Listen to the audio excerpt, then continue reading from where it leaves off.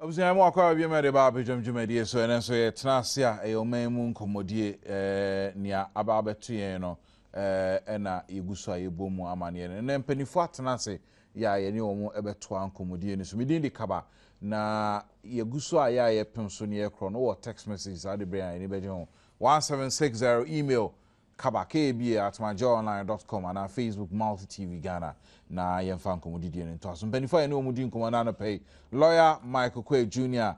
Deputy Greater Accra Regional Secretary New Patriotic Party lawyer emwachimu akwaba yo miss me chia woni wetifo nyina sanso so ena yenu pani ora ametokwame member of government communication team opani emwachimu akwaba yo and I don't pay in some men san ye say the day after yesterday someone is see wo memoir anopa be say nonko power pound basis madunu dunum kosimadu mo na Malcolm wo mu dan a wo mu ton enema wo e wa achimota ebu eguye ema enipa dodo na epriprae na ebi nso ehwere wo mo nkwa no ho nsem no edasoa na omampani Mahama na adodan kwakufado Dr. Papa Kosindum enya manufo mpanifo nyina asuspend wo mu campaign se wo mu hwese ne ebe ya yenuanom a wo mu aka no ebetimi aboama anidaso nso atimi abra wo mu na enum no mampani ka sai mu odi atodwa se wono ede wo behepa se nipa enam no so na nhwemu betodwa na se ebehu se enam asomesi na obentin so obi anye na adwuma yie building inspector bi ahwe se edan ni siba bi yeye ana so se womo a womo kwaje dan no ni aye nsem bebre obehe se emra no be adwuma na nipa no ye de na fa mra kwan so eno ya asem a anopa ye bedi nkomo akra na ye ne mpanifo a asemi fo mo no omunim de fa honso no ye ne ombedi nkomo NDC fo nso so ekire se no de womunya nya krata bia mfi omampani da Rollins wo so oba be campaign dia ma womo residing ketia na distance mtuja obeka ya na ansane no asempa FM so ena owura Kofi Adams be cheche nsemu se omampani da Rollins any party for mpanifo bia koshia na dwemu no wo hye wo mo so wo mko campaign ono so ni fam dia obetimi aye no obaye dia aboa NDC ehun sam ye bedwen na adanse ehun sam they say housing so harder na nado the housing policy by enra crossfire so Joy FM owura sam okuji to ablo kwade obetudwa say enyesa aban by onye hwe about 20,000 housing units and aban SCC across the country you be success adan is hifa join us if you can, and I wish you can. Yanko Ahomaso, owura David Anaglate, public affairs manager at the Ghana National Fire Service. They say rescue, Ghana National Fire and Rescue Service. Openi David Anaglate, watching Mwakaba the Badwam Multi TV. Yeah, thank you. But the name is Prince Billy Anaglate. Thank you very much, Prince Billy Anaglate. And how are you doing this morning, sir? I'm doing very well. Thank you very much for joining us. Now, bring us to speed. What has been happening in the last 24 hours since the disaster strike yesterday? Yeah, we have continued to have our rescue operations even after this morning, 2 a.m. was when we were able to rescue a few other victims of this disaster.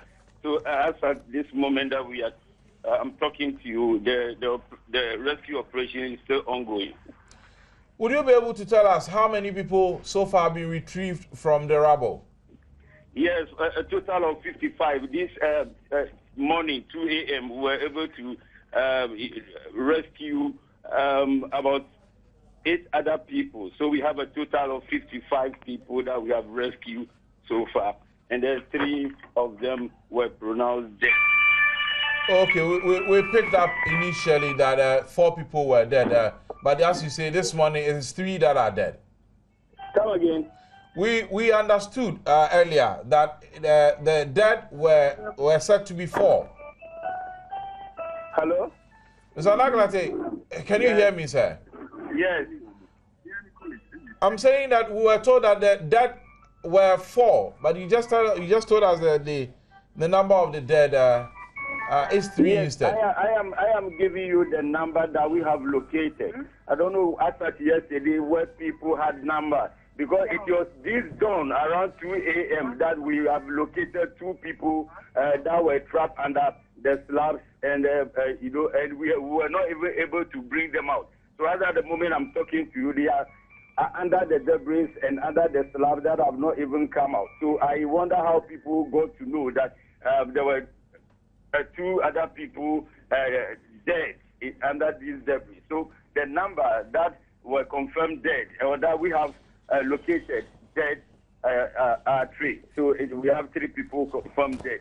Well, what is the nature of the injury of those that are still alive?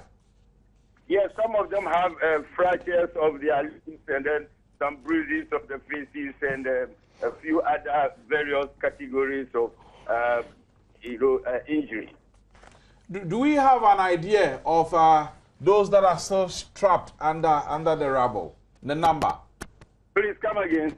I was asking if we had an idea of the number of people who are still trapped under the rubble.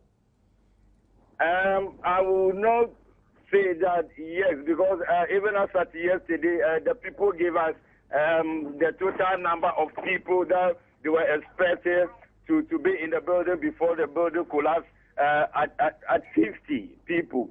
But for now, we have rescued more than 50 people. So their number they gave us to be the total number of people they were expected to be in the building, I think is nothing to work with. So for now, until we are able to rescue everybody from the building, we will not be able to determine how many people might have been in the building before the building collapsed. I know it is early days here to, ask you this question, but I know that your department will, by this time, might have started some sort of, preliminary investigations. What have you come up so far? Yes, we have not actually started an investigation into the cause of this building collapse, because we are still trying to concentrate on the rescue of the people under the debris. But looking at the building, looking at the materials, you will realize that there might be some structural defect. But even apart from that, we will investigate to ensure that even if it is true that there was some structural defect, what other things might be the cause? Because looking at some of these causes of this building collapse, there are times that the use of the building, some of the buildings are built to house only offices, to be used for offices, and yet they are turned out to be used for shops and other places. So we will investigate it along those lines to see, was it because it was meant for offices and it was used for shops, and the load of those other items on the building was what really pulled the building down. So we will investigate in those directions as well. Very well. Very well. Mr. Anaglete, I want to thank you very much for those insights. I'm sure we'll be coming back to you when the need arises, sir. Thank you very much for that. Thank you very much. Billy Prince Anaglete, a PRO, Ghana National Fire and Rescue Service. Come on, you know, if I say no there officially, near Penifodia to just nipa 55, and a woman you are a mumiensa and a wood nature said, a mu ebe se a dunum mienu 52, and I want more say, or see been prepram no pimo buniade, the mum, and each 7 say. It bears 52 dear woman tiase na mummy and sa and a woo nti yakwani yakore nia esi nra hwewani so ade kakra lo amakoko yo ha ametokwa me ha na afi amanyofo no ye ba betu abai no enforcement of rules and ura na glate kan nyom di omani akohu no keke nyom di omani akohu no kwa keke no ha kire se anhwe yi a na dan ye sisi ye de ya ba office na ye de akoda ne store load nko agum nko dan kra bebubu yenko ne yakɔ ni esi nra.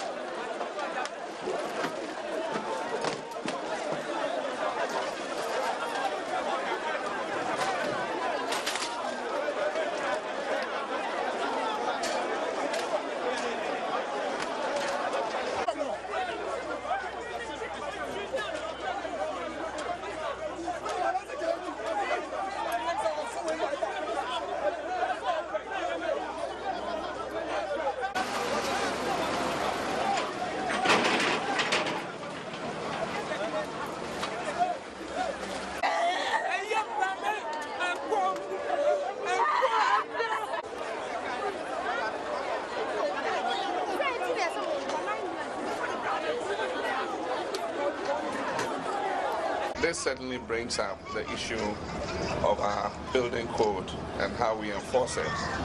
And definitely there is a lot of negligence in terms of how we build, especially high-rise buildings. And so we're going to have to put in place a mechanism to check the safety and security of other high-rise buildings and find out if there aren't any more of such disasters waiting to happen. As you know, Ghana is an earthquake-prone zone, and so if this building just collapsed like that, I mean, if we get a tremor that is above a certain magnitude, how many more buildings won't come down? That is a question that we need to look at and face. But we've set up a task force to deal with this current emergency, and our focus now is on rescuing people and getting people out alive. I think that the other medium to long-term measures we shall take, but whoever are responsible for this negligence will have to pay a price for what they have caused. New plan workshop. We arrived there and came and found the building collapsed. And the preliminary investigation revealed that the workers were praying in order to open the shop. The shop is usually open at 10. So let's say 20 minutes to 10 that they had gathered praying and the building collapsed. So they were trapped at the latter part, behind the frontage. So that is where we are set to rescue. And then when we came in, we started we called the other stakeholders, NADMO, fire service, and then the military to come and assist. And then we looked at the machinery at hand, and we felt that we have to involve other development partners. So we called in China Railways, they brought machinery, PW based at the airport, then a Lebanese company, I believe from the name, M. Bapisoti. They are also here. The fire, as I said. So the fire will be doing the rescue. Then we called the military 48 engineers. They came and supported. And then we started rescuing the people. As of now, we've gotten 39. But the preliminary investigation also revealed that the total capacity or total strength of workers at this place is 50.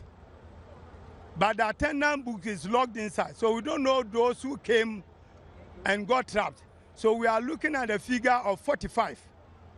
But 50 is the total if they are all around. But they were trickling in to open the shop at 10. So 20 to 10, maybe some didn't come yet. As of now, we will retrieve 39. If it's 45, then it's left with 6 still trapped in there. And we are making headway to get them. Some of them came out suffocated, weak, and we send them. As of now, we learned that only one dead. Only one. They are one confirmed. So we are only one. And then they were sent to Kolebu Hospital, Achimota Hospital, 37, and the police. So we are going around to actually gather the full details and then we'll report. That is how but investigation is ongoing. We have interviewed Melcom, and they claim the place is a high premises. So we have actually gotten the name of the actual owner. They will be invited to assist us in investigation. But the technical team has been set up to deal with how we can open up the place to rescue. It's made up of all the rescue team and then the engineers that have come from the private institutions, private companies. The decision for a technical team to be set up, was it an initiative by the president? Oh, we put it in place. It was part of the rescue team that arrived at the 39. But we've got another investigating team in place that will start work tomorrow.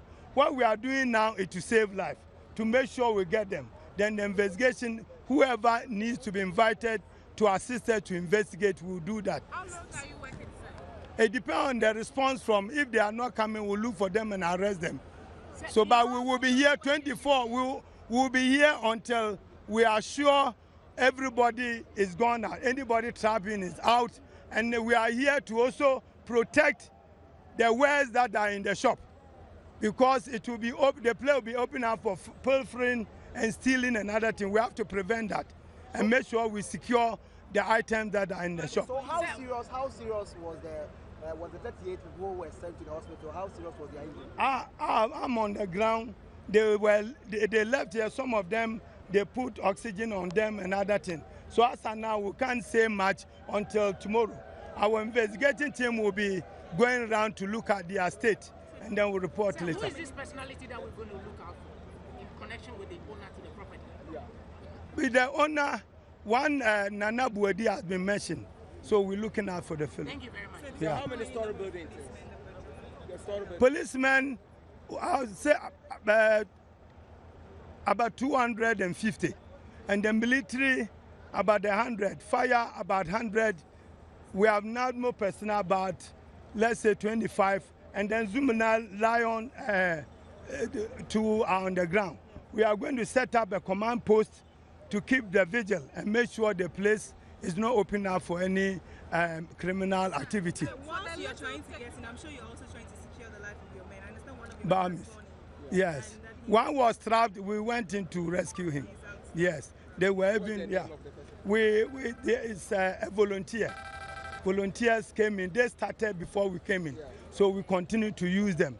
And they are very daring and moving. And we are very grateful for that. Sir, so and with the little investigations that you've done, with the little look of it, is it true that the building itself is not well built? That one, we will leave it to the technical people to assess. It has collapsed. We don't know what happened. So we'll look at the technical team to look at it. Engineers will have to test the quality of the beams, the pillars and those things, and then the quality of the concrete and the cement and other things. So after that we can get the details. What will you say? So far, the rescue exercise is still ongoing, but so far 46 have been rescued, and 13 went to the 37 military hospital, 4 went to Kolebu, 28 went to Achimota, and 1 went to the police hospital. And just now 2 have also been sent, so you're making a total of 48. I just want to find out from you, how many ambulances did you bring to help the rescue? 15 ambulances. And how have you seen the whole process? Oh no, it's been very successful. I think we need to commend the emergency services agencies, because they were very prompt and everybody was up to the task. So I think as a country, we are not doing badly at all, despite all the challenges. How many have you? So far 1 for now. Because figures we are getting 6 people. Now, you know, normally for such rescue exercises, you are not supposed to confirm a person dead at the site, because normally a person is certified dead at the health facility, because you just can't look at somebody and say the person is dead. And you may remember I've always been explaining that we have 2 types of death, the clinical death and the biological death. So at the site, you can only assume, but confirmation you have to follow up at the hospitals where they have been sent to. So the one that was confirmed, which hospital? Police hospital. Was it a male or a female? That one, these details are really not within our jurisdiction to be explaining that. But it's just that a human being was confirmed dead. The sex I can't immediately say. So how many are remaining? The records you have, how many are remaining for them? That we need to confirm with because it's going to be difficult to know the real exact number of casualties. Because remember, this is not an office, but a public multi-store. So it will be difficult to know exactly how many people are there until the rescue exercise is over. Thank you very much. You're most welcome.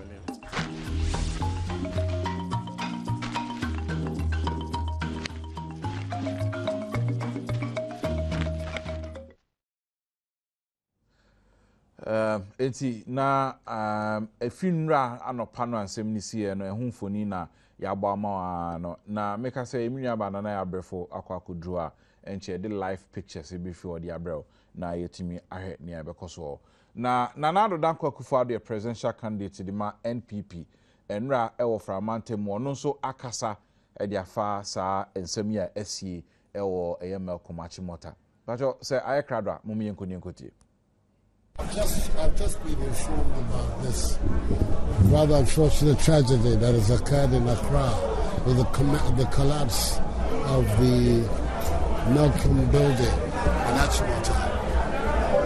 It's a very sad development. First of all, I want to use your medium to express my sympathy to the families of all those who lost their lives in this tragic incident, as well as all those who have been injured in the exercise. Take the opportunity to extend my condolences also to the management and the owners of Malcolm. It's a very famous Indian family, the Kupchaganis, who have been in Ghana for several generations.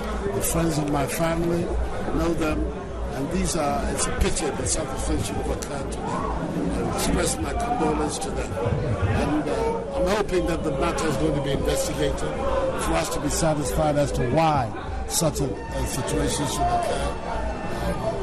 What are the problems that were involved? That investigation should take place straight away so the Ghanaian people can be informed as to what was the cause of it and therefore the methods that will be taken in future to prevent the reoccurrence of such incidents. It's a very bad day. It's a bad day in the history of our country that things like this occur. But I should be in Accra tomorrow, and I'll go and pay my respects to the management, the owners of the camp, and hopefully to the families that lost their lives in this tragedy.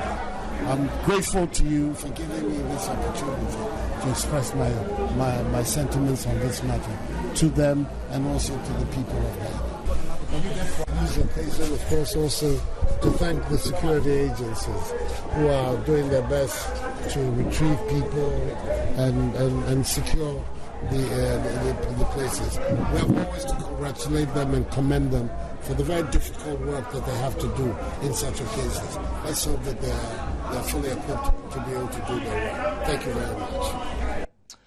Flag bearer and Frank Tuni the new patriotic party Nana Dankwa Akufo-Addo. No you so your name Dr. Paco Sindum and so did to Ekasai or no so there to just say ni campaign or no so watching Asensen kakra because he says at your shamatu yin a bit me near Akwakusi. Mike, Mammy Shas in so I say me what you neto say you kaba me chia when we tea for na asemi die kaba kakra na motakra de enra intino ebe me watakra de ana me starting nya phone calls missed calls cause that time not me another program e wo Akroma Hotel inti me wie program na me say ana de na nkrofo frefre me sa inti me start to say me answer some of the calls. And they say, what did you see? Well, Malcolm. I'm Sudanese. And they say me a tuja. Na media de meti e kra na say na public na kasa and start and you're shopping. Into no in every cloud we make there's a silver lining. Into no at least de say nipa 40 and 50 na be wo na enye 500 but me sanso te say omo ana omo mu no the 40 or 45 or so no omo duru adwuma omo abaso omo ba be 7 na omo ye morning devotion frɛ Nyankopɔn sɛ Nyankopɔn hwɛ omo so me sure say enye sakra anka ye west because abun sam de ono de asasi so niema bebre wo ho a opese tojima nso in the long run na Nyankopɔn so usom kakra man sena Job abonsam tete na later Nyankopɔn so man no ba wi ase ne de ontumi zo nka sɛ obɛhwɛ ende bia obi nya accident obi nhwɛ ne nkwa na ɔmo hɔ no workers no ɔmo amahwɛ ɔmo nkwa ye mo mebusuafo yakɔ na ɔmo nso a ɔmo prae a ɔmo kora ɔmo nya trauma shock keke ɔmo nso no yɛpɛ sɛ ɛka kyerɛ ɔmo sɛ Ghanafoɔ nyinaa ɛtaa ɔmo akyi adeɛ yi deɛ ɛte sɛ football ɛnya ba saa politics nka ho wa wohwɛ a yɛma mpanin John Mahama ɔbaeɛ ɔbɛkasa fine wotumi hu sɛ adeɛ no ahye no wayɛ basaa wie yɛn nso Nana Akufo-Addo nso kasa na wɔn sɛ Nana Akufo-Addo ne voice no ɛyɛ a ɔkasa ɛyɛ a na wei bi wɔ mu but wotumi hu sɛ efi deɛ ɔka kakraa na ne voice na ɛte kɔ wotumi hu sɛ ɔno nso no wayɛ basaa ɛsan ka mpo sɛ Indian family na ɔmo oni Malcolm edwuma ɔmo ayɛ wɔ Ghana ɛmmoa ɔmo aboa yɛn a yɛatotɔtɔ electronics menim obi a ɔntɔ adeɛ wɔ Malcolm da menim sɛ woyɛ obi a wobɛyɛ the first a but menim sɛ Ghana ni a ɔtɔ nneɛma wɔ shop deɛ obi atɔ adeɛ wɔ Malcolm nti no ɔmo nso no wobɛtumi imagine by now deɛ ɛyɛ wo company anaa biribi na ayɛ saa wobɛyɛ basaa nti ɔmo nso no yɛma ɔmo hyɛ den na osi dan no nso no ona no ɔno nso no yɛma no hyɛ den ɛsiane sɛ o building ɔno apɛ sɛ wode yɛ business na ɛgu saa na ebia ɛno a na ɔde gye ne rent a ɔde hwɛ ne ma school fees ɔde hwɛ ne busuafoɔ na efe deɛ contractor na osi dan no nso no yɛnkɔfrɛ no mmra na yɛmmisa no sɛ adɛn because the matter nso no sɛ ebia dan no ho si for office complex international said the purpose no yasesa no na yasesa purpose na what reinforcement then yeah yet be ma pillars no because pillars in na collapse. I'm shocked what has happened. Iron Ross no enya papa and so on and so forth inti no we asenkese a to Ghana for emede say bibisa no obia fanye politics or blame game so far we sha Ghana for nyina but together to grieve nyina pese omusu asem na ekoso wo achimata ne de kaba wo hwese na Ghana for etwehia building no ayete say stadium ebi mo ha wono be hwe de ekoso ebi no so wo ha wono mo pekwan wi ade na me de ade bia me kama sem wo a obi edan ebu egu ne so owu ye dwin se na ebi yi nipa obetumi ahwe ne nkwa na wo de opese wo remu na wo koyi radio wan kasa Yankopon hwe Ghana ni bia obetumi aye saade no se me wakoma no tum enya de efe o hwa policeman no o kasa fine pa se no ni journalist ni relate ye no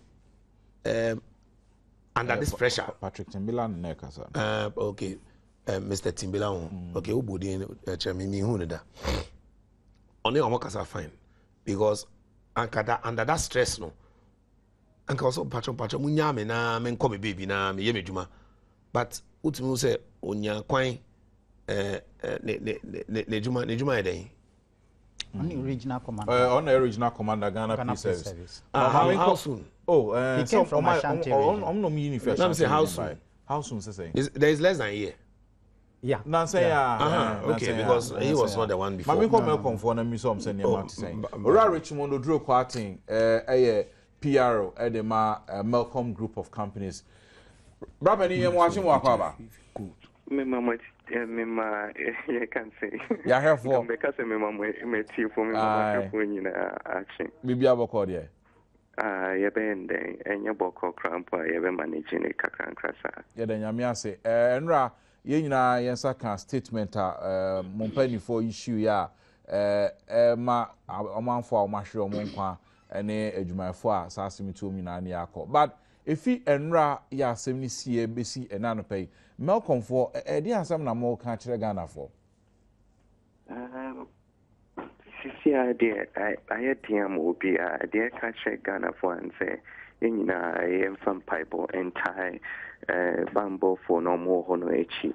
Now omutinyo mejuma na intimi rescue as many lives as possible. As at and run a joa na ye free honum na reporter yenye free hospitals there has nipa bakuna ashenenkwa. And they've been able to rescue 50 people among various hospitals. Inti the diakoma susisian say you bet me save as many lives as possible.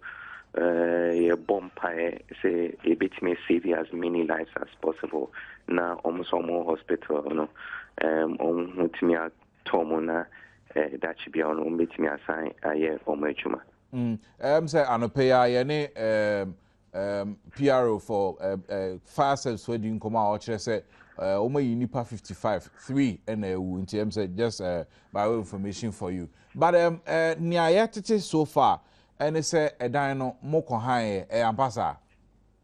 Me patra a dino say Osha Crampo and Amy no honor Nina belong to the same owner and he occupy one building can get all the floors nana he occupy Africa nane Jones said top floor maybe I bepe space aji account inti Brony Bekan say yeah tenants no krasa moko han in fiedu aye na near atin so ne say edan no wo mu si kane no na nko ma yo madwen se nko offices no nko mu de be na mu koje na mu dane ne shop sa na tie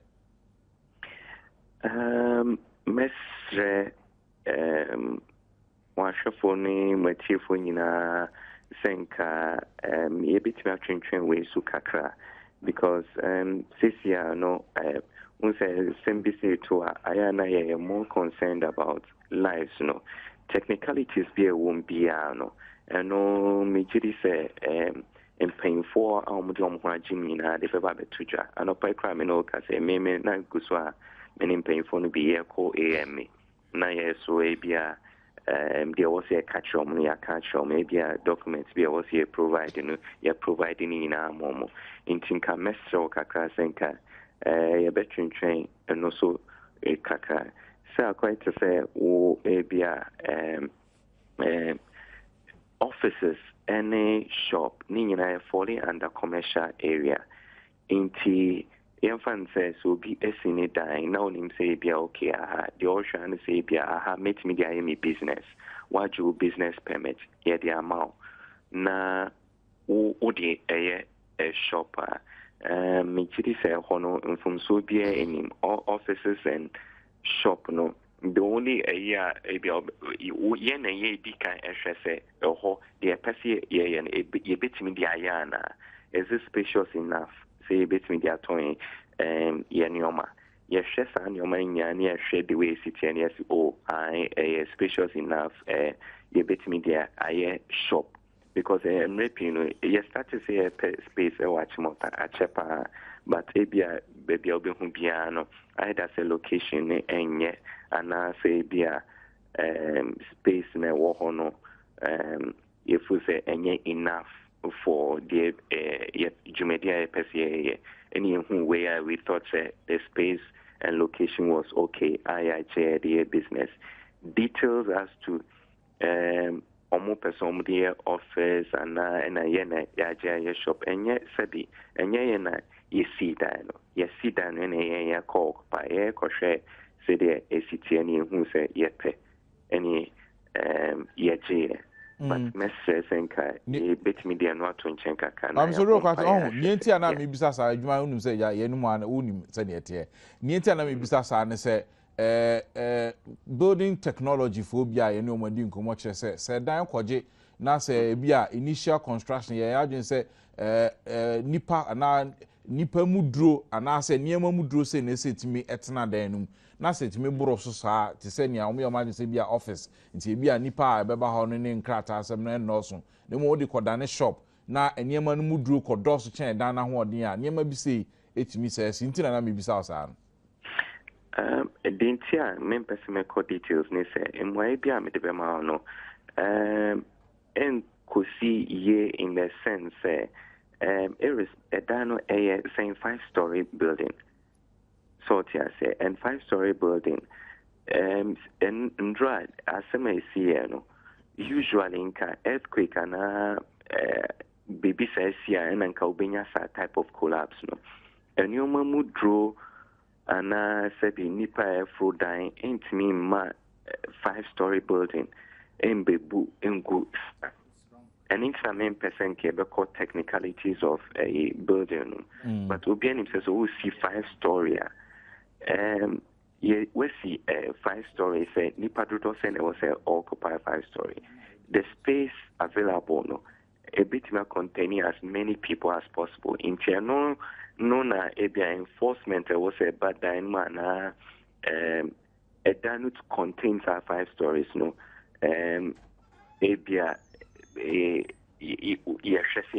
but a Numa, Malcolm, and Numa, Sebi, and heavy equipment, and yet on electricals, furniture, provisions, household items, and Numa Edi coffee. So to say, ton heavy machinery to say, be big, large plants, be huge generators, be so to say, so because a young your man and man no buguma, ye be jazz and your money and pay for them, pay for the woman room the about the tutor, or more technical knowledge, no more about the tutor. Malcolm Branch or Achimotano, Nipa does in a year Juma. Nipa 55 and a year Juma, but Asad and Drano, name him saying 55 million and because now. Be 6 or 7 will leave, and it be so I'm very juma. In Tienfans roughly 40 something, and I need to say on the honor. And a basa so that very day till so be retrieving or more clocking till say be retrieving information free system who nipa na clocking because if you on ma omuba no pa na omu clocking na no ma say pie ebi omu ko be bia kwa to aduane and Sakrana shop ni baby.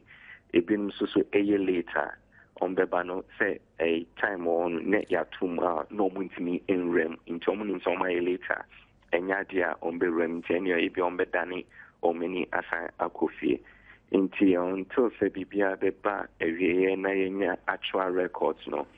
As now there is so say nipa 40 something staff and then but we share rescue a year.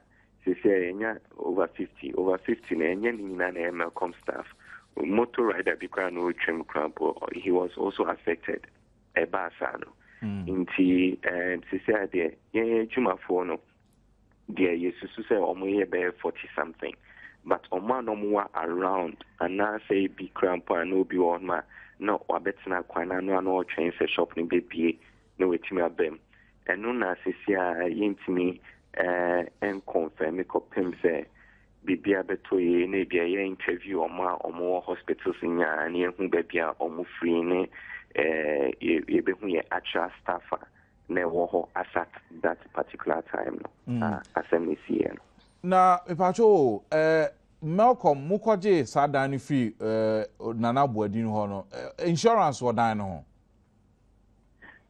me pacho insurance say e bia so what it here Malcolm, me operating a building at insure. Yeah, so I insure your property and personal. Into full details of a dynamic insurance on its own. And then, no, I'm not in the position to answer that. But me meaning say, Malcolm, insure, Nyoma any personal operating under our premises. Obani anope yebedo ase na makwa akoto madwuma so minim se ene de ye ne obedi nkomo wa kwa hodo pi so ye da ase papa Miss Medase michia mashefo nyina yo Richmond Oduro Kwatin PR Malcolm Group of Companies na ye ne no edi nkomo no but no come and online na Ora Okuvandapoy, Mayor of Accra, they say he's been reliably informed say building no any permit ni policy that no ni permit so sisada no top story on Joy FM and all this answer me to that Mike you mama na menko ote nsem ni nchichemu opani dia ba as against ni awate no a you mama na menko ameto ho yo sisi ade niema to say permit niema to say insurance niema to say technical aspect of the building saa nyema nyina no yebe pensem mu ana ine saa na program no pensem mu ye pensem yebe pensem mu ba ene de nipa ho nkwa ana I was here na omo building no mu no eyi omo bantem if you say from Friday asochina and even Monday no they started investigation. Now investigation they want to me nye no radio so kasa obe frɛ owner no obe check the permit obe check the papers obe check we obe frɛ Melcom obe check your insurance obe oji paperwork nyina awia na fe de watro ho report and your friend initial report and sana why further investigations until then ministry American very well asana metobeba mu no Israeli government enza metonra need nkomo radio so no te officially no omo ambassador ya omem ha say they omo the equipment ni personal if Israel ba on ba boy disaster management ni sa nti but me enti o so far nya wate ye ne kwan afa so a ya so sa asem no we mu no yo mi da se na machia etiefo nyina nso so wonga omu ahwe womu nkwa omu ye nipa miense ya yatina no pay mema ebusuafo nyina yakọ wonga womu prapra me ma womu due na yabọ mpa ye se Nyankopon be ye wo madom ama womu hu ato womu ntam wonga womu afa womu hu adi ye beda nyame ase ese ade eti se esi na nyame afa nwanwa kwan bi so ayi womu efrimu ye dia sida be ma twedi amponko ame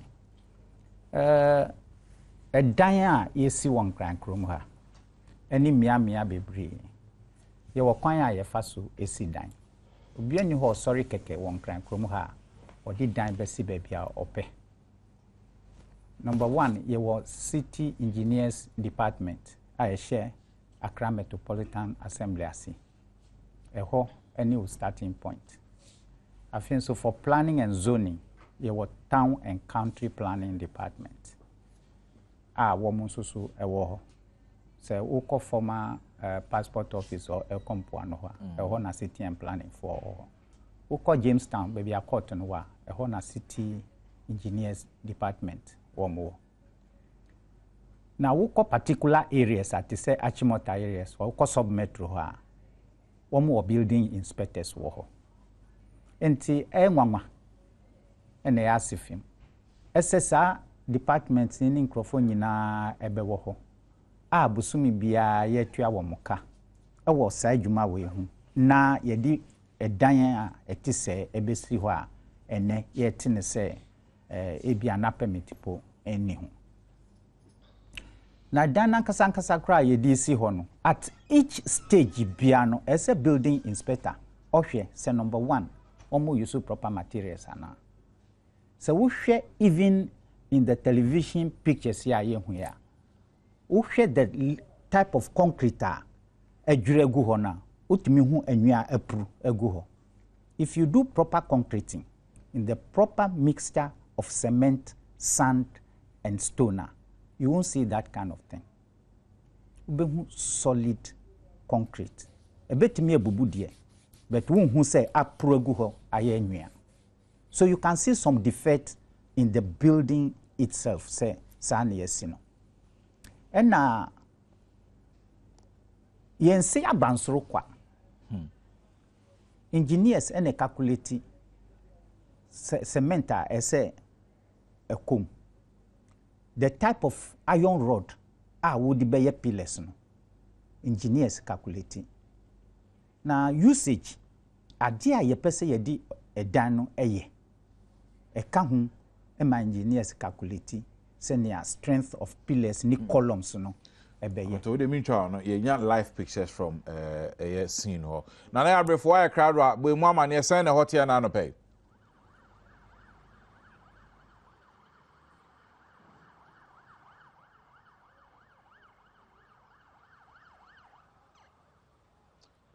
em say ahoma no nya ntuto mu ye ameto twaso enti say yetimi yes anya me nyina na nkadan we me nyi de say ebebu because enye say wiase na afam na awuso yenya earthquake here said dan nankasa ebeti egu fam sa na je se nyama bebri wo ho a ya nye no papa enti building contractor o si dan no okay enti mbacho em say we na ba feed na ye beba mo hu de ekoso e wo ho sisi a me ne mo ka say de ayiri mu tare papa ayiri mu ene say to le bia na posifo no ye sojafo ye o ma ye adwuma ye o mo nte ase papa said ya wo be hunu de ekoso nti ena ese e boy homodin ya chi chese ya chi new plan he ya kwa ye ho awan akwa say ye be wuram na mahu de ekoso portin no aye den ti ne ya obi dan apampam ena mahura gine no kra no na den kakra asa yetumi ahura ginem said e be ya mbetumi ahunu de ekoso wo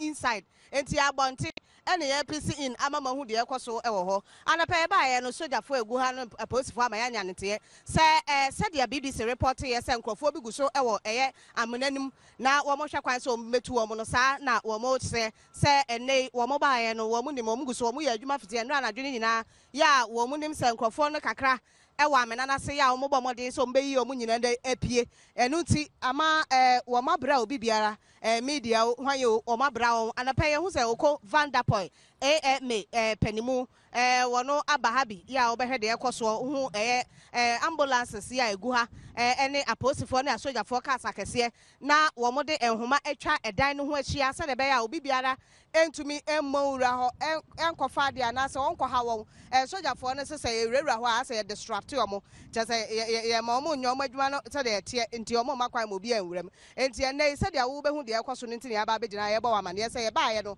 sa na ya tie se enkrofo ni bi eshamuna na se enti kaba de ekoso eno no se enkrofo ni bi guso eshamuna na se omguso etu anwea no se de be ya ombetumi enya efom pote na ombetumi yi omo omaka no ho na emo menua ba eye tena enra na anapanimu ni nyina tinabra anapanimu ni nyina kwesi awia ni nyina oha na pe ba ya beto no oha na mbisa se tina enura na mo report se nipa na busu papa me hwe de we am tuma ni nipa guso wa ya ade we de a ebi si danti obi aba na dwe so ba behwe seeing is believing wo ba ye no enura na te se boy mu kakra na fe enne de wo so abehu no boy mu Mendas papa brefo setiefo ene ahwefo hwe no ade na wuhia wani na watimi ade ahwate wo new plan ye Malcolm dan abrosan to aso sie nura ibubugu fom de na ya rewosem afri se wo behwe se ne na dan ne tie dada na obi eduru hanum no hu se ne dan na ye na kamie se bi kro obi adwenye ne se ye ka bi na atwam na bi a eboru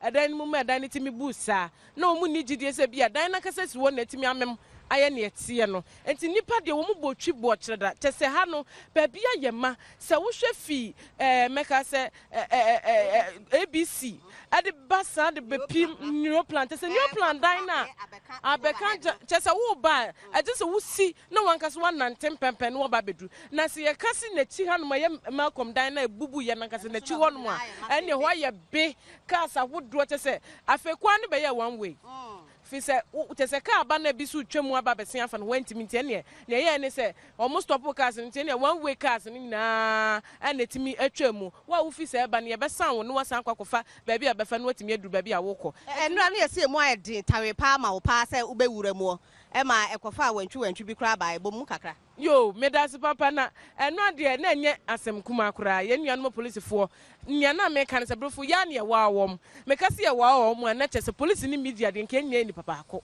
na se bi otafra che ya no mo kase bia ya ne pese ye wurawura mu de bi yanka ebe den na ye den obi ahunu no ba be ye moa fisiti se nura no mu hima shi sa wodo bre utie mi wo fem so na bobbo so ekeka se ebu odi froko. Unfortunately, times your live feed, you know, you kakra na modern technicians work a better send you to me chinchim video kakra na ahoma na timi atom but say wow ni so watimi hu na yakoso ameto mi ntio mu behia say senia obia e kan e se yahwehwem nia ekosi ye ti nkrofo nyina air contractor no edane wura city and country planning city engineers department building inspector ohwe sa area no nyina omu nyina say yepe oma akira kwan na yehwe senia ekosi ye ema eba nsa nia eka hu ani senia ganafo nyina yedi yemri bia atonchen na asom se atun ya friend national disaster no ye nyina yedi enti abom te seni pakra ye no na yehwe kwan so a yebefa yebetumi eyi nipa wo mu shedan no mu president wajani campaign aba na ado dankwa akufo ado ono nso so akase ne ordinary be kire nkran wongo muka hu PPP Dr. Adom ono nso so akasa enra me sure say all the political party candidates ni parties ni nyina omo edwene sa assemble hu yebobo omo nyina abaso sa ena ese ekono nti yeda wo mase nia eka hu biom a meka aka hu eni boa senia yen ahuboa etie ya our rescue and disaster preparedness say asem say esia yebetumi aye yaye bi so wo hwe say nipa ehedem edanom ye nimu wo mdodo so far no yesi yayi nipa 55 3 na omo aye nyamedia na still crofocus e bi no muhiem me comfort say omo obe nipa 48 or 46 or thereabouts. It's possible say other people be ashamed. It's possible say wongo omuni na munchen te senia PRO no kan ya no ebiana obi nsoso abeka hu until say ye be yi na nyina free ho no we can't be sure. Na so far no ya modern 48 engineers regiment NADMO fire and rescue service any yan krankra womumpo according to Commander Timbila ansana sa organizations nyina mpo beba ho no na nipa Ghana for dodo a womu di womunsa eni nia wom betumi aye bia eye se wom babua ama yetumi ayi nipa ye hyedem ho ye beda wom nyina ase se wom aye wom afam die na mo behia se ye be pe equipment kakra akane aye wono ho na se national service national fire service eni edi se adwuma ya hye wom sa ya sesa wom din from Ghana National Fire Service to Ghana National Fire and Rescue Service yembo modern na yemma wom equipment a wom hia wom di be wom adwuma yi yembo modern say ye be fankrofa ye be train one specially for such disasters yen kase emra because ya dia once a ye hu say sin betumi asi. This is not the first amimehu even this year. So we call trade fair next year a Ben Zenith University hona. E bisi wo ho na no no ankum obi anti ni panti ya bansoro na omo dia bansoro na ye warehouse ono omo loadu tiles when say tiles no very heavy na first floor ho no na omo dia ye warehouse omo call loadu tiles no go omo free ho within 2 minutes enebuye ukọ ho sisi akra wo behu enti ho no nipa nhwere ni nkwa enti obi ante sesa asem no na wo area no ho no ehu ni a esi wo ho enti misuse of buildings can also lead to this kind of disaster because say young program young design building no for the load that is you put in it betimi amana collapse enti say ye si dan a yema yenye the proper preparation arrangement and for it na building ni oda no so ahwe sika bebre 6 stories kesiye pa ene adani rubble in a matter of a second na enya dekitwa na se wan sure building no wan sure minim se Ghana for na ma bi wo ho a yenta anye se wan sure sa building no and oti asam so na ya be ma obia due e wo sa asam wo ye ho na ne ehia ne se ye be hwe ayi ahwe nkwa se ne ye be ya ye be jim nipa nkwa ansa na echire no ya hwe se ne a won a ese ye busa wo masam na ongomu se asotwe ye de ama wo no echire ya hwe no sesi ana obisa ni metese kai me se minko GNA na ukọ GNA Vanguard Assurance for cancer before asasimi min kan bof kakra say Vanguard Assurance Company Limited, insurers of the collapsed Achimota Melcom shopping mall on Wednesday said it would evaluate destroyed goods and provide the needed compensation to the management of Melcom. Mr. Fred Lamptey, Chief Operating Officer of Vanguard Assurance Company Limited, who disclosed this to journalists during a visit of the site in Accra, said management of the mall had a policy with the insurance company which covered only the goods at the mall. Only goods at the mall. Aha na asem no. Enti sisi ya nipa ahwe wo munkwen. Na chese personnel no wo mu de wo mu life was not insured.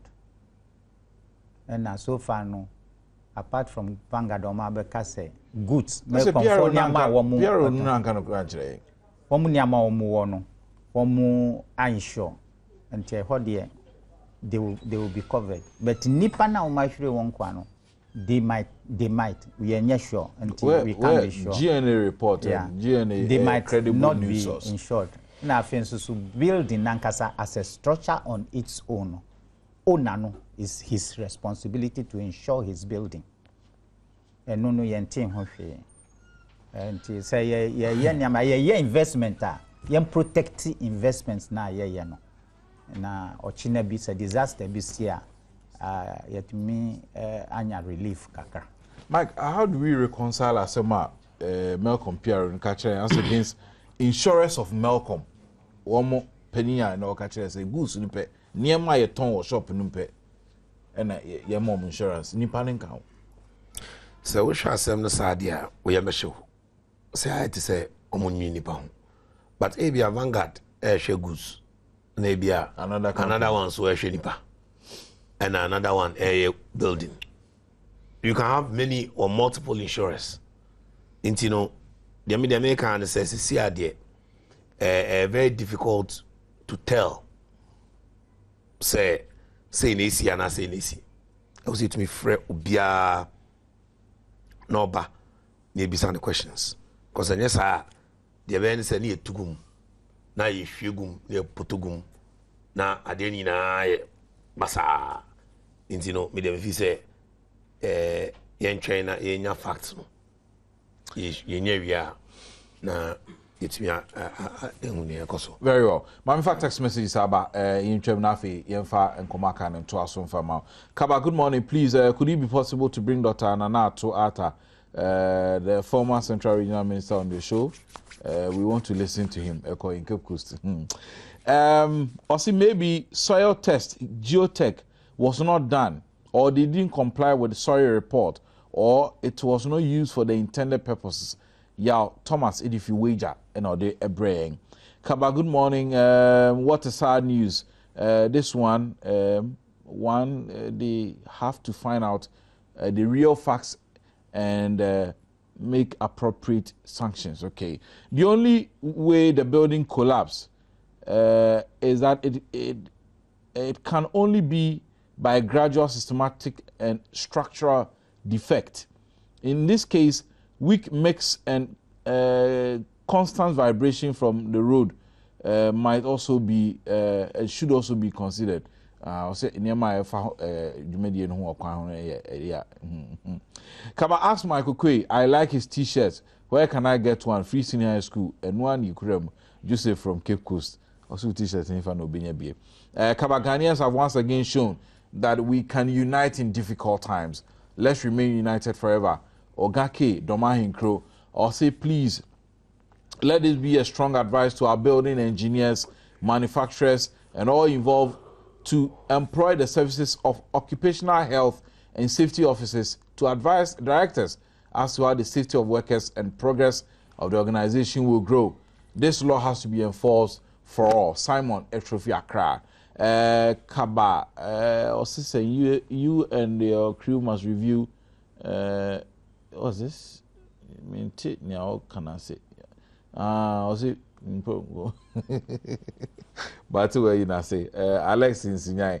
Kaba, I'm not happy since yesterday about what happened to our brothers and sisters. Those who got injured, we wish them a speedy recovery. Nima 2 Hamza, if you are chim down at the bay. Or say, Kaba, the president did not set an investigation team. What's this? Anyway, or say, Kaba, please, can they clarify to me, the MPP people? Do they mean that there will not be any BEC that will be written before they move to the senior high school?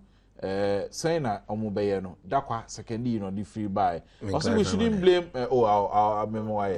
We shouldn't blame. We shouldn't blame the contractor until investigations have taken place. Kaba, we overuse things in Ghana because we don't know of even single rooms. In Adom, we should watch out. I hope this president statement of making hers rule. We should find out if some people didn't do their work well, then we should sanction them. Have you seen Ghanaians? The last time you interviewed some Ghanaians in the US and they told you Obama is not going to win, even though they were black people. Yo. Kaba, you are not reading my messages these days. Kindly invite Biaku MP to your studio, Joe, and if you call me Chrome by. Kaba, I don't understand this. The president appended his signature for the approval of the salaries. Why is he saying that they should stop the payment after giving his approval? President Nyama approval for the executive side. The NDC has nothing good to offer Ghanaians. School capitation grant for 1 full year has not been paid, but they have money to campaign and money to pay for salaries of additional 45 parliamentarians. Will vote the NDC out. The job in Yinase and Odifri by Kaba Senate flats that were put up during the PNDC and NDC1 era across the country were put up by Senate and by extension the hardworking workers of Ghanaians. Government should not take credit for that. Government must reduce the frustrations and the cost of securing a building permit so people will be encouraged to go for the max and a difficult at the Ebraying. Or say it has come. Okay, I think we won't take this one. Kaba, where's Sarah? Kaba, we Ghanaians always want disaster to happen before we start thinking. Come and look at the new Longoro police barracks. It is virtually a death trap. This is not a barracks. Ntioma mohe police company for monsumo we mwankasa mosempa. Or say there's time for everything. Asamwajan ene asamwa bafojan monka makuma ntomi nyankopon de ma mo amekwa nyankopon efanusi. So we'll be at the 1760 email kaba@myjoyonline.com. Ura Metokwame, Eric Metokwame, member government communication team, and our lawyer Michael Kwe Jr. The MPP deputy Greater Accra secretary. Also will respond quickly. Now you move on to your next issue. Now OBC or BEC exam. Yes, and I'm saying Debbie and the Debbie I want to say there will be BEC exam. And then I bet say Obeko Achimota school and Choco secondary school. Into no dia beho. And now one pass here. Yo, so say exam there. One pass it, one pass it. But the EPC and say one say before no JSS a basic. And we are government in any responsibility towards your education after that. The MPP 4 year can say what share statistics now President John Mahama MIA recently IEA fantastic statistics. Or say 99% our primary school enrollment. Ebedru JSS no, na do 60%. Ebedru SHS no, na could do 30%. Not just a bebre I drop it out. In the year no, you say support the secondary school structure, not 38% no, and no more so a cack of bang the 60% and then therefore eventually to the 90%. Into the person say yeah exam ni we na wunya place na And yes, I will be casting to me because we need car. Wow, because we need car, not government, and so on be to all secondary schools anyway, until we didn't see Kassem. Okay. But to say NHIS, wow, person will call private school there. I know they ought to me call. Wow, person will call private hospital. Ought to me call. Me say me call privite hospital. I don't say me yare the name I mean kokolebu. But me to me afford because say me a professional. But say be obi so ye juma mama no ono to me afford. But no say ne ba yare a on hospital. Into ono so NHIS e wo ho ametokwa me so e hwe no so. Into no e bibia me feel say e wo say wiase mo awe e wo say wo a wonni bi no so no aban etumi ye bi de boa. Na enye say aban de bia ye de na wote free Land Cruiser, oti free free petrol, free driver, free this is will be there or pay be free kakra na ebi ni homa no. Me da say me talk clarification be na you moving on to the next issue. Me ni say anope ye pese ye ka VHS but obi abisa question ama na betwem. Em say MPP for no o man kasa omu nye decided ni omu pese omu ye. Samu. Yes. Because me matina program so. Nitina okasa. Martina program so with Mr. Cheremanti Ajaku just about 2 weeks ago. Campaign manager for MPP. David. On we Boachi Ajaku. My brother. I was standing. Okay. Cheremanti Ajaku. Our TV. Ni okan ni say omu nya BEC bia. And it's a progression. Obisam says ofi class 1 eco class 2. Yeah, we terminal examiner. And it will just be a progression from JHS to SHS. Okay, maybe and just one maybe I want to say because so JSS now the school exactly the same question and a host no be say so how are you going to make sure how are you going to make sure so many times how are you going to make sure say every how are they going to go to the schools? By what criteria are people going to be selected to go to schools? Or say, so they don't know what exactly they want to do, just as they don't know how much it's going to cost. The same disaster is the same disaster they are going to lead us to in our education system. Free high school. No? Yes. A disaster. It's a disaster if ever Ghanaians allow MPP to implement this program. I'm telling you. How? It's a complete disaster in front of us. The same thing it's the same disaster which will bring our education system down to the ground. When there is no motivation for students to take any exams, there are no motivation for students to learn, there are no motivation for teachers to teach. And it's a Mubaye free SHS. And pupils do not have to take any exam to progress. That is what will happen. There are too many things. If you want us to discuss that this morning, I'm ready to discuss it. Very well. Yeah, but just a quick response. May interrupt you. One, Ghanaians, there will be BECE exam. You are confused. Because I've just cited an example of a leading member, a parliamentary candidate of your party. The manifesto committee. And I may catch you say, I don't know, Ghana Fontier, I don't know, Ghana for Mepamucho Muntie, dear Mr. Metokwame Kano, one tiasie. There will be BECE exam. Secondly, cost no so Yabekan. Thirdly, you are insulting my intelligence. You are insulting my intelligence.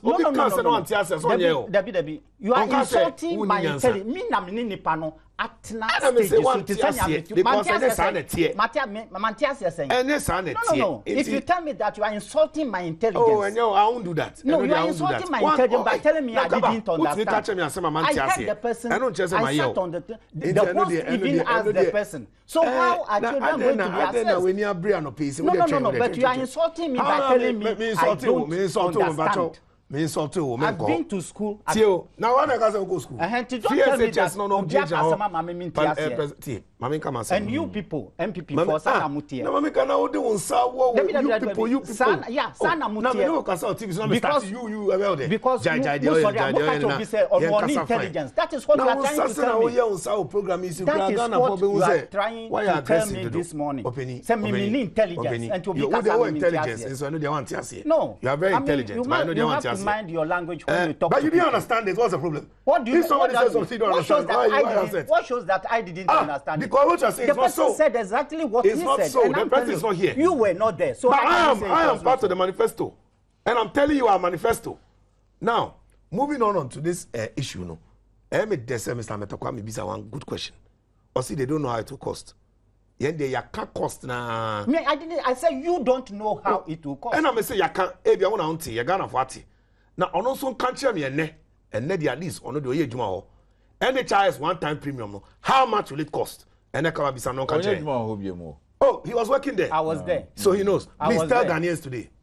It is not for the one-time premium. How much will it cost? Tell us. Let me tell you. Oh, come on, don't let him go. No, I'll tell you. How much? I'll tell you. Good. It is not for the National Health Insurance Authority to tell Ghanaians how much it is. But for who? It is for the government. But you're part of the government. It's a government policy. Tell us, so they don't have no costed it. It is a government they policy. Have not costed it from 2008. The National Health Insurance Authority did not announce to Ghanaians that they want to implement the one-time premium. But why you ask me a question? I want to yes or no. I'm telling you. But obviously you want to answer. Okay, it's government. I will say yes or no. Okay, I'm not part of the government. Thank you for the information. It's not part of the government. Ghanaians, listen.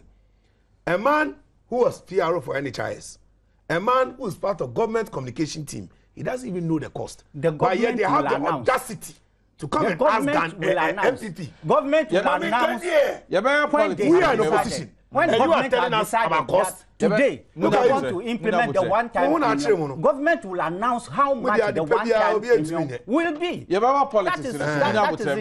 Hospital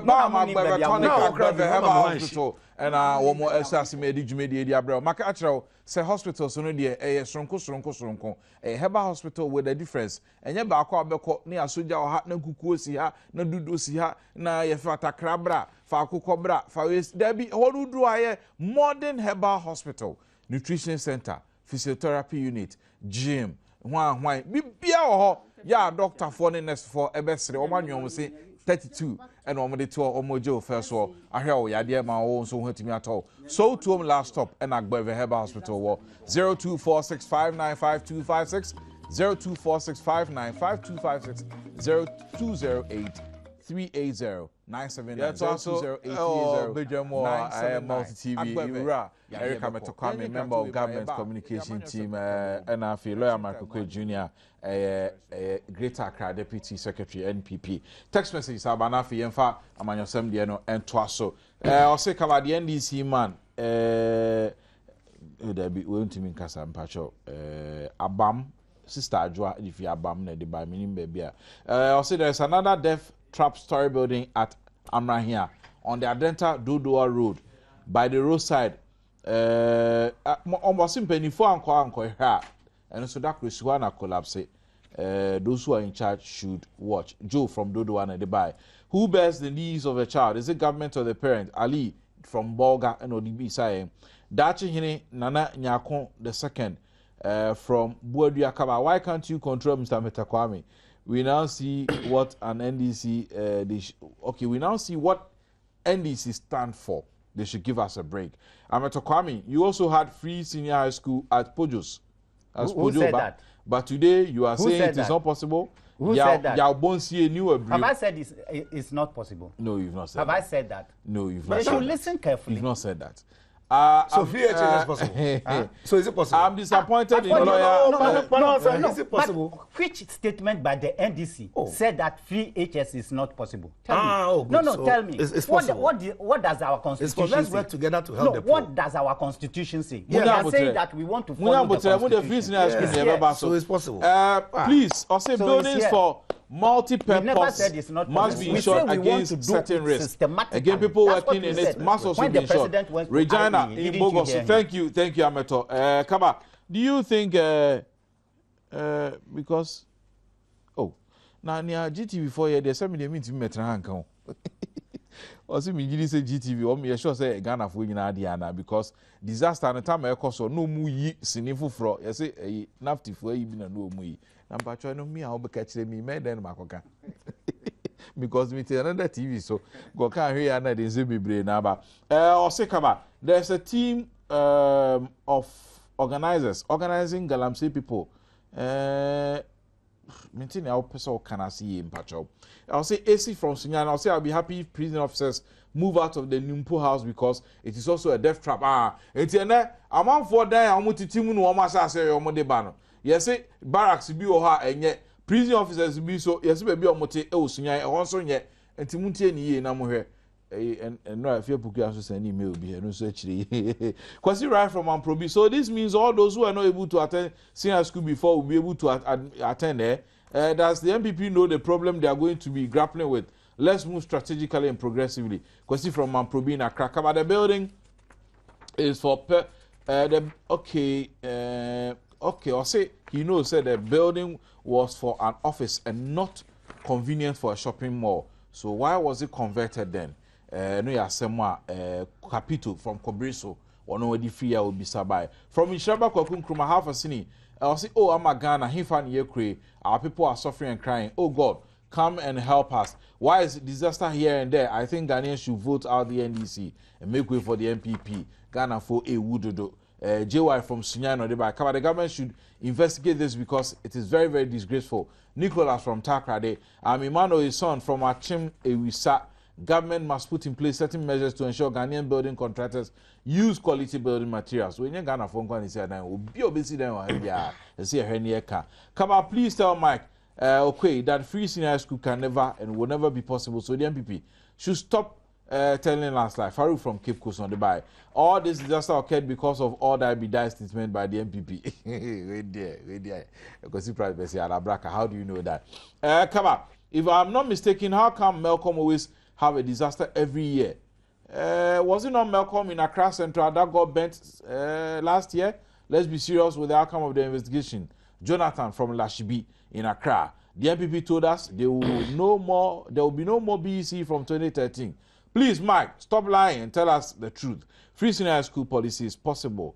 Or say Eliasu in Takwa and ono or the Ebre. Also will be a fabric and I am twaso. Now in politics, because even though your election season money at the end, as I say, yeah, politics because time was one. I don't know. But now could you talk Blackwa appear on my sister station, Joy FM.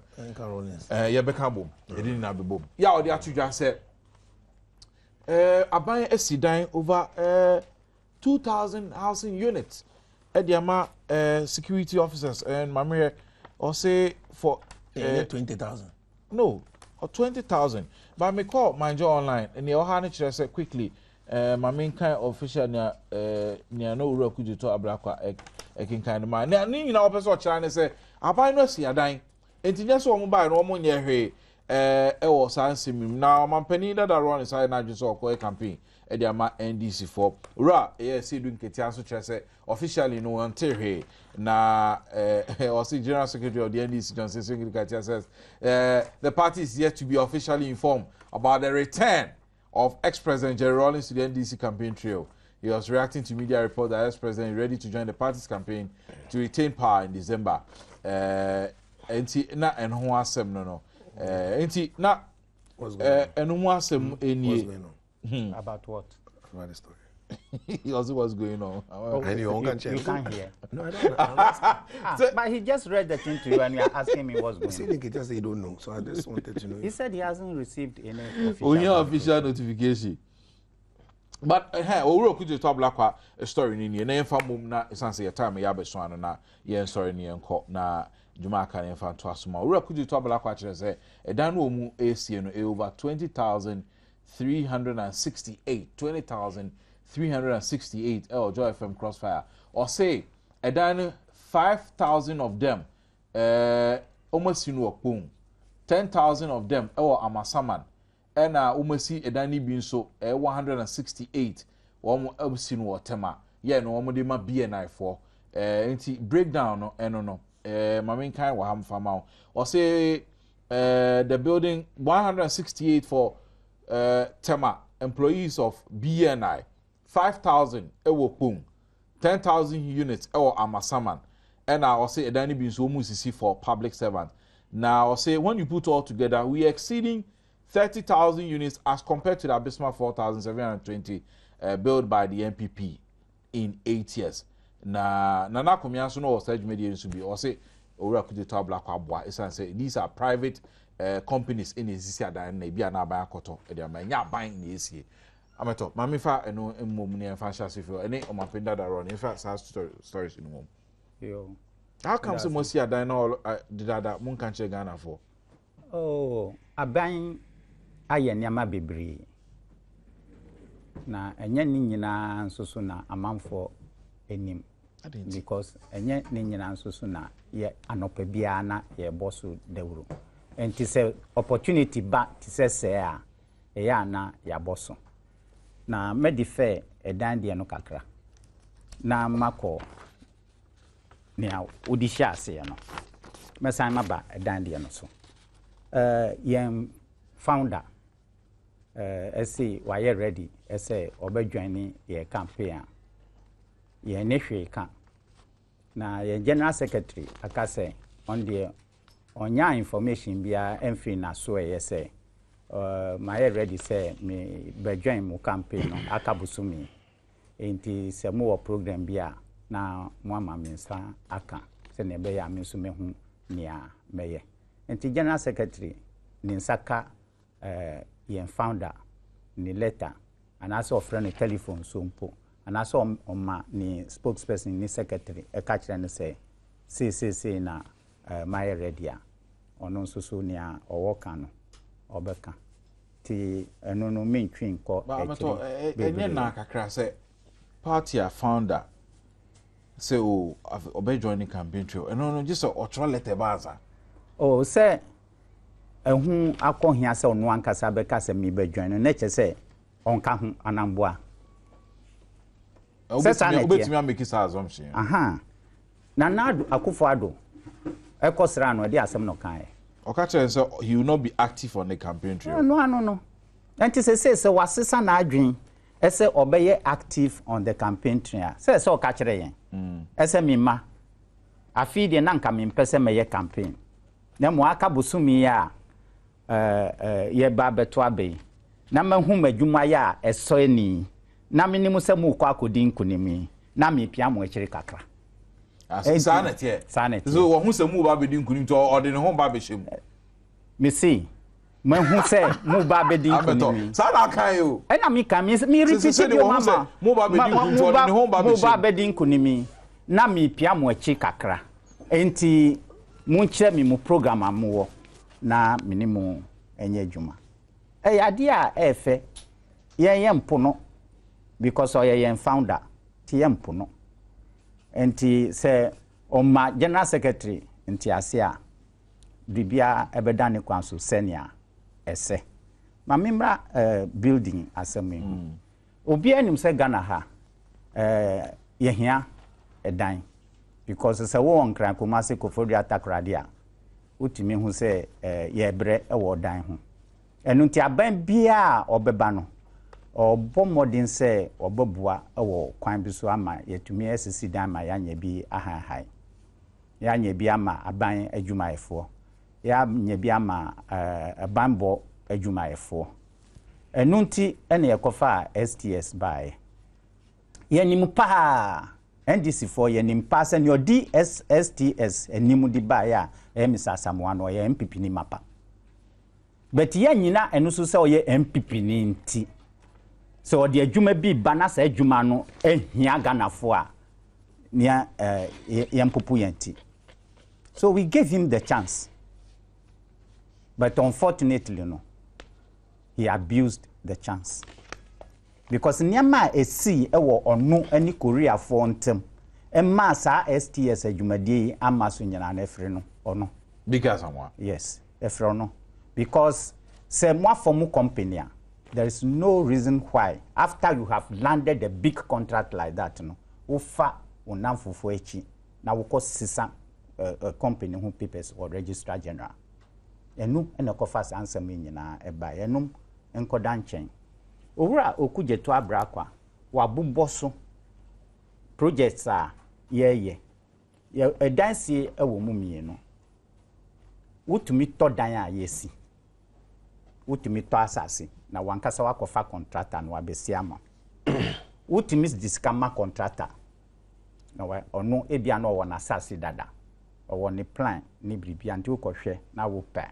wotumi ma discano ma no ese mi pe udan baako na wasi ama eno nkyere se gise wo start wankasa ugina ho ya wasidan no ansa na wakase dan we mi na mesiye enti wabobbo so dan ahoro wa kyerɛkyerɛ bebia ewo obi a wonyine no otimi ekohwehwe na ohwe se asɛm a owura akujeto abrako enye ono na di kan yeka wo edana na do dankwa ehia grade 4 no the following 2 or 3 days later no owura yiti mensa Minister for Works and Housing of a press conference mu your building programs na aye mo kakran say enti senya dia mo yes ani me nyina na matena ho because opposition for accusing say mobile blog ba kokura mu ntimi fancy ho and for 4 years matena ho anti na do akokran asem anka mo fa matudwa se mu sidan enya no kreda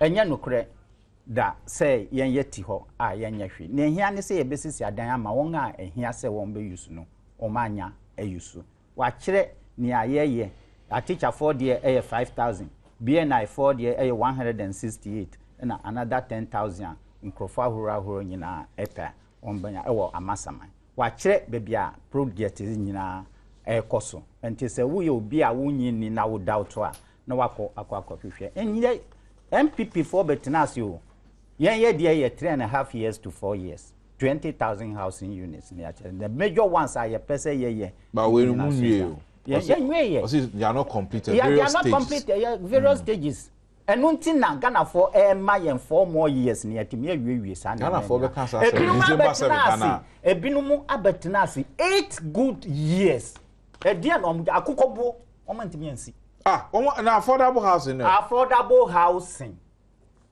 4,200 units wo ma chicha ma wo mu wo ma chiche dan no ama wo mu edan ya wo mu se wo mu asi ama public junior public servants won wa mu wase kra enye public servants o mu ye mpanyin from junior public servants edan ya nka wo mu sisi ama wo man kasa achicha ama wo mu from foundation level yakwa kojisini tisika sisi adan ama junior public servants o mu achiche dan ama wo mu ankasa wo mu president if in the office or the request about for 51 yemfama no nchichema ni nkrofo vice president or the request about 19 nchichema ni nkrofo edan ya yesi no ministry ho ena omu kotuto cement no matter anwea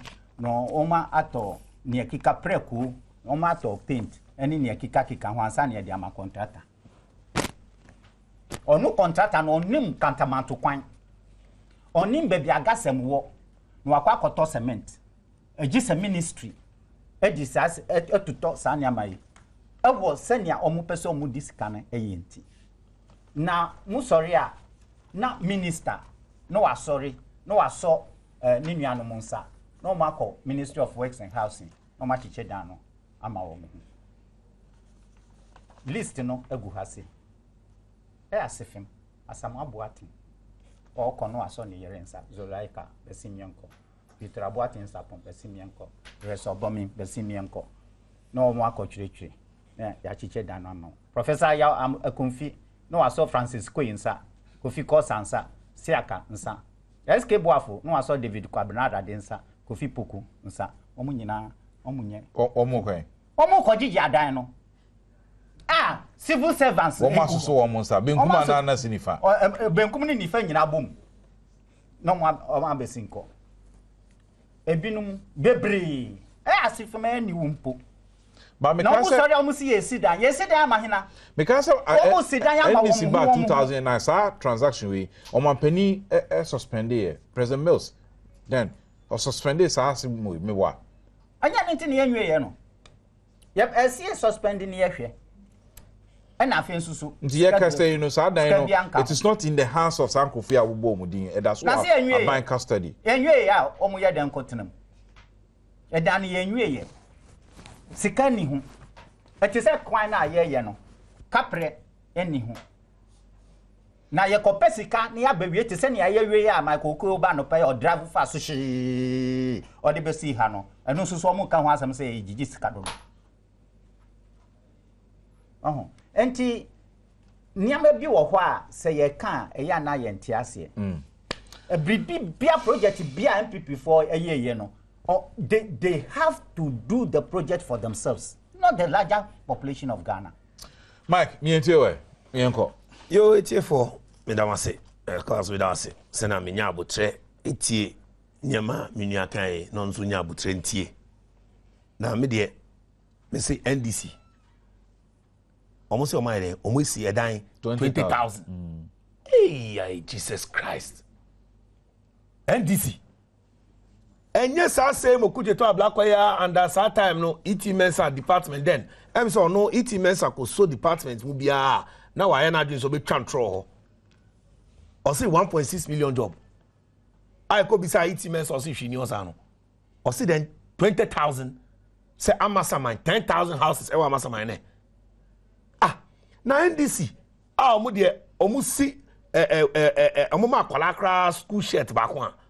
Omo de show omo green book no. Na dan omo ye nyina ade no man fa green book no omo si sa dan ye esi ho a green book no kaba wo he ebisa no say omo de omo no he dan no he de obisa no de hia ne say dan no he dan ni green book no amasama enti ye dan e na de ni green book no na NDC ene wono ma dane wono mo okujeto star baba jama star of eye ojan kitikiti amonka se ni ntwe kese sa star no eno no mda ba ha o se ne hu titi no ka tse onye din ukaba 10,000 wo hu se sa star no entro no eno mda betena ha no mo san ka tse so ma ye 1.6 million dollars ade Nanado recently ebisa no the housing policy here den o si o me dey me share grader for me no di nkomo me ka tse me vision housing na vision housing no and say ye be see an additional 60,000 to add to the 40,000 and then so on and so forth. 40,000 free. And currently near 4,000. Oh, and I don't know if question. I don't know. Currently, say housing deficit is near 100,000. Don't engage him. But greater foreign other estate developers is 40,000. There's a deficit across the country. Inti Jano, I don't know what say. Me see Ghana for na me. I don't know what say. So you tell me say. No, I say me tell you may be due to say asem no me wan tell say. Programming club back account be say me say Nanado say. Ah me kan say. Inti we dey mama come and say na me ko. We dey onyo. Hold your smiley o. They are meto ya no me. Na me twa twa. Kaba. I want to want it. Me ninam na me twa twa. Sana wo paka. O the NDC TV so me see me ka say we twantro me say won tiase me credit me say won tiase no ka say na o kan say we twantro nya me okay now NDC eduru omo de so be ka che omo housing policy woni omo housing policy vice president be kan o debate na say o see erosion eno ni omo housing policy erosion na erosion afadan bi na edan ni si baby ntino e na say ntino no ye na erosion afadan then na wo be si e di ahye ho erosion erosion your housing policy then na wo be si e di esi anan eno na mpese me hu wo na NDC mo ba na mo ka we STS mo si big as amoy den o MPP ni no nya MPP enti no say NDC ni me ba oh mami come say oh na mami me onya mi de mi so kuta MPP card na me de say NDC ni me a minister me a vice president na obi ba your friend Ametokwame na oba no ode ekusi apro ebremi na me ko ye nkwan say Ghana for no ma me wi a me say NDC ni de bremi nti no kusi apro no enti muni ni sa what are you talking about or the business proposal na buy na say problem ho ade na man hwe man share mo de be dwa monum mo de ko fa police for e be see parliament onya de oye no oh mo de omo be see parliament e be catch Ghana for say hey police hey ye be ye say kwabenya mo start say more clear na mo wie no sovereign guarantee na mo de call ye no mo nim de ntia ani Ghana for you see trouble no sododo why na say banks no almost say this does not make business sense now when the bank be call they call oh sure no Barclays letter you saw that letter those days bobi almost say the business plan is not feasible the houses do not give value for money into your mama's loan. It eventually now with Nigeria. That's how I started now. NHIS. No, into the neck also. Oh, I don't know, yes, sir. No, but when you make statements of this kind, I don't know, yes, I don't know. As Empado station, remember? No, where is the letter? Yes, where is the letter? Where is the Barclays letter? No, where is the Barclays letter? I'm not talking to you. I'm talking to Ghanaians. Let me talk to them. But we are lying to Ghanaians. Oh, Cabinet Bisan say if that letter. No, Barclays letter no when. Missy Bisano say wonhunda. Osi. Bisano. That letter even Bobby Kraneka Bisano. Okay, so Obebasa program also. It's even next time for Barclays letter. Jai. Mama come and say. Na cover on can't no. I'm so many to aso. Yo, thank you very much. In STS there, John Mahama no di enim na oka obi kra koka say SCSC there mun hwe ni ye o na ebia na nye ye mokra mu MPs AKB. John Mahama si baloni.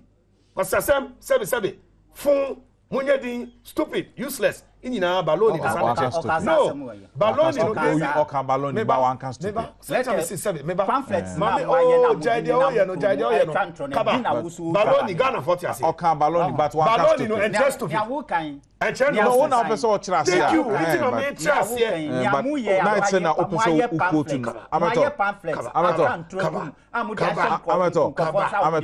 ebi e na okoi wuti studio oh wuti be control oh that be ni wuti ni say but so ukotu president okay and mama continue me say or say baloni no the explanation why won't baloney asem as you know American word for stupid foolish it is not that's baloney nonsense it is not true you know but what's the meaning of baloney it means what you are saying is not correct no that of omuntie na ndedi ameto kwa me no be hihye no because if you na me koso me miamo na ube kan sansem we nyina ewie ye wantumi anye na enne wa betena wa wo si big asama no MPP ni enti na den I mean Ghanaians look at them na enya nokra na mani kade na enya nokra se we ye MPP ameto bacho enya de no cover be strict honestly because ameto please allow him when your time thank you na mo buy I was here ma 4 more years mo so ya na Mahama Obama now person friend Obama wouldn't say na Obama or re-election John Mahama wanna elect no but he's deemed to have been elected. We are lawyers, so well. Deemed is not. Deemed is not. Who call election? Put the re-election first of all. Na president to call election. Meba. Secondly, Obama. Who is so buy or this new way number say race to the top. American education system was sanu edi free account. Mo dey mo se mo pay free. Healthcare and so NHIS MPP na di buy. Obama why give your friend Obamacare. Mo buy a one time premium mo tumi kan che healthcare no so mu gu no enso mo begina ha na mo say mo te say wan mo to Obama lawyer boni to fa me enko o dabi what the name of minister wakasa akaba we yes sir me dabi aya me enko time no I don't like that unim time wakasa oh makasa less than 10 minutes me bonu to be 5 minutes me can say wrap up me can stop you I don't know dabi aya on me ko time me say me can say wrap up I don't stop 6 minutes I'm at stop about 12 to 15 minutes 8:45 about 8:51 thank you how many minutes wakasa 6 minutes na me can say wrap up yo time out 15 minutes time out only me ko time hu nyina na time na ko say 52 but makasa even with the call 6 minutes Mike wrap it up men can't no wrap it up nienko wrap it up nienko na wrap it up there next and on wakasa 15 minutes wakasa 15 minutes it is not true wakasa 15 minutes 4 or 5 minutes yeah opening pacho yeah mama men kasa Michael Kwe time now is already 8:53 into me kasa 2 minutes already spent arguing with me What is going on here? If you want, I can stop. Because and leave the show for you. Mike, maintain the why you being strict on me? I'm a you didn't say anything to me. Okay, me, I know how to summarize. So let me talk.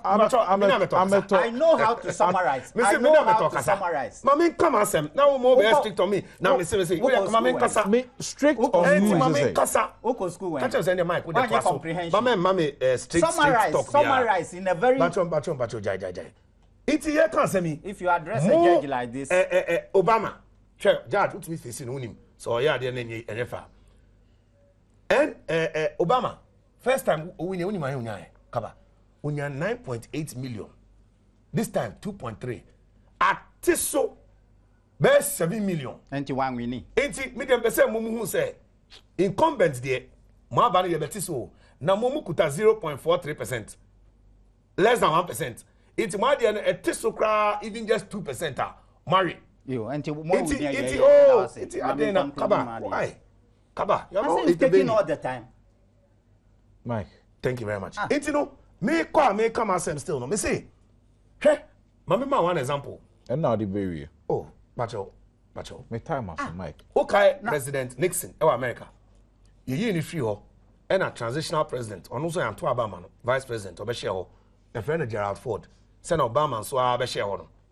And a Senator we Beshare. Obama Mahama.